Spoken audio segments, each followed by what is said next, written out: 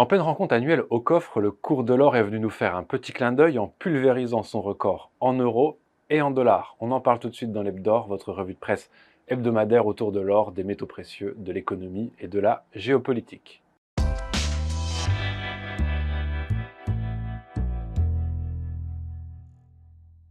Avant de commencer, il est l'heure de féliciter Catherine R, qui est la grande gagnante de notre jeu concours et qui gagne une magnifique pièce en or pur VRX Tchad de 10 grammes, signée au coffre, d'une valeur d'environ 668 euros. Un très joli cadeau pour les fêtes de fin d'année. Un grand bravo à Catherine que nous allons recontacter et un grand merci aux centaines de participants. Alors où nous avons lancé le jeu concours il y a 3 semaines, la VRX Tchad était à 668 euros, mais il semblerait qu'aujourd'hui sa valeur est encore augmentée un petit peu. Et pour cause, l'or débute le dernier mois de l'année 2023 en très grande forme, nous dit le blog L'Or et l'Argent. En euros et en dollars, les records de cours sont tombés les uns après les autres ce week-end, explique Benjamin Rosor, le rédacteur en chef du blog. Commençons par le cours de l'or en euros. Vendredi soir, il clôturait à sa précédente hauteur record, à savoir 1903 euros l'once. Mais à peine la cotation reprise à minuit et demi hier lundi matin, après la pause du week-end, l'or a touché un plafond à 1955 euros, son record absolu en euros, exprimant ainsi une augmentation de plus de 13% depuis le mois d'octobre.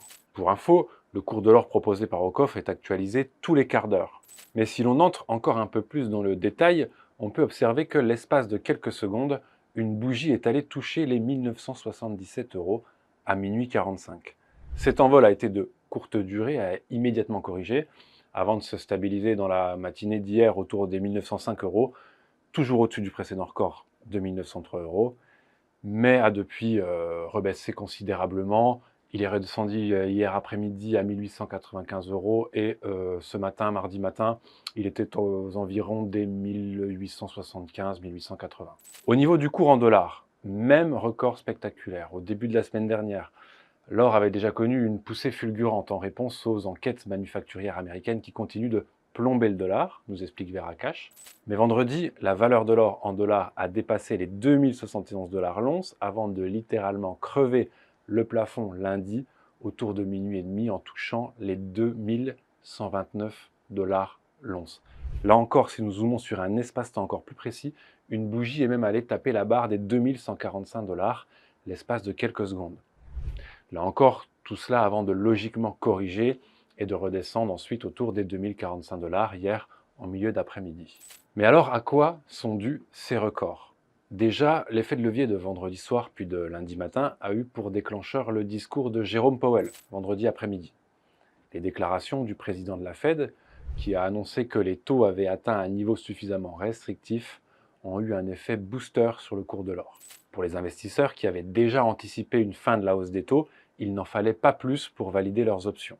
Et mécaniquement, une baisse des taux d'intérêt affaiblit le dollar, mais aussi les bons du Trésor qui risquent par ricochet d'être moins rémunérateurs. L'or profite aussi d'un effet de ciseau, analyse également le blog L'Or et l'Argent.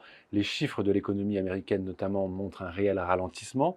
C'est d'ailleurs pour ça que la Fed pense qu'il faut rendre l'argent moins cher pour les entreprises, afin qu'elles puissent reprendre leurs investissements, mais aussi pour que les consommateurs dépensent plus. Mais même si les chiffres de l'inflation sont en baisse un peu partout dans le monde, la hausse des prix reste bien présente. On peut estimer que la consommation ne reprendra pas si vite que cela. Vendredi, c'était aussi le moment où le célèbre économiste Peter Schiff, patron d'Euro-Pacific Capital, expliquait qu'il s'attendait à l'explosion de l'or et à l'effondrement du dollar. Du côté de l'Europe également, les perspectives d'un ralentissement économique laissant présager une croissance faible en 2024, voire une récession, comme c'est souvent le cas après une forte turbulence inflationniste, pourraient aussi avoir joué sur cette poussée du cours de l'euro. Rappelons également que les importants achats d'or par les banques centrales des pays non occidentaux comme la Chine ou la Russie participent aussi à ce contexte haussier. Et ne pas oublier un autre sous-jacent important qui est le contexte géopolitique très tendu du moment, puisque ce week-end encore, les combats ont repris dans la bande de Gaza. Les Israéliens ont décidé de reprendre leurs opérations dans Gaza à la recherche de souterrains, d'otages et de membres du Hamas. Et si la crainte d'une contagion à d'autres pays dans la région semble écartée, le conflit reste extrêmement sensible. Aujourd'hui, mardi matin, comme je vous le disais, le cours a pris une forte correction et se réinstalle dans une sorte de retour à la normale. Mais il est important de garder un œil attentif sur le cours d'ici la fin de l'année. Et d'ailleurs, pour aller un peu plus en profondeur dans cette analyse technique du cours, je vous renvoie bien évidemment vers les excellentes vidéos de notre expert maison, Tradosor. En tous les cas, cette explosion momentanée du cours de l'or a entraîné un gros coup de projecteur sur l'or et donc sur d'éventuelles bonnes affaires à faire sur les pièces.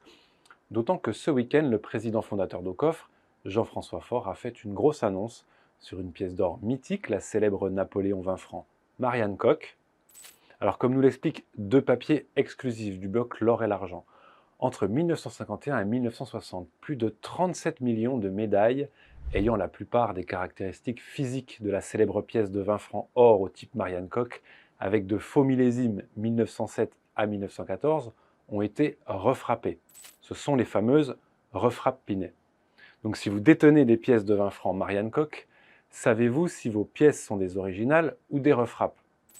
Dans la pratique, pour le particulier numismate ou investisseur, la grande ressemblance entre ces médailles et les pièces originales de 1907-1914 fait qu'il est très difficile de les distinguer à coup sûr. Eh bien, c'est désormais possible grâce à Aucoffre, qui est désormais en capacité de savoir si vos pièces sont des originales ou des refrappes grâce au spectromètre de masse. En effet, les refrappes Pinet n'ont pas le même alliage que les pièces originales et disposent d'un titrage un peu différent. Ce qu'il est intéressant de savoir, c'est que ces refrappes n'ont pas un statut de pièces classiques, mais sont considérées comme des jetons. Elles bénéficient donc d'une fiscalité très avantageuse à la revente. Si vous souhaitez en acheter ou en revendre, n'hésitez donc pas à vous rendre sur la plateforme aucoff.com. Et le prix de l'or n'est pas le seul à s'être envolé ce week-end, c'est également le cas de celui du Bitcoin. La reine des crypto-monnaies a franchi ce lundi la barre des 40 000 $, soit son prix le plus haut depuis avril 2022, début de la descente aux enfers pour l'écosystème crypto, avec la chute de l'écosystème Terra Luna. C'est une montée continue qui a même tendance à franchement s'accélérer depuis début novembre. Le Bitcoin a gagné 12% en une semaine, 16% en un mois et 58% en l'espace de 3 mois, nous dit BFM Crypto. Depuis janvier, son cours a progressé de 146%.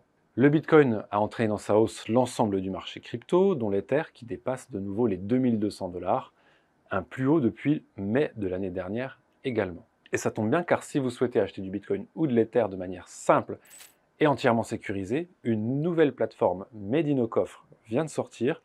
Elle s'appelle Cryptcool et vous permet, en plus de pouvoir acheter et vendre du Bitcoin et de l'Ether en un seul clic, de conserver vos clés crypto en coffre-fort. Voilà, on en reste là pour cette semaine. On se retrouve la semaine prochaine pour une nouvelle revue de presse.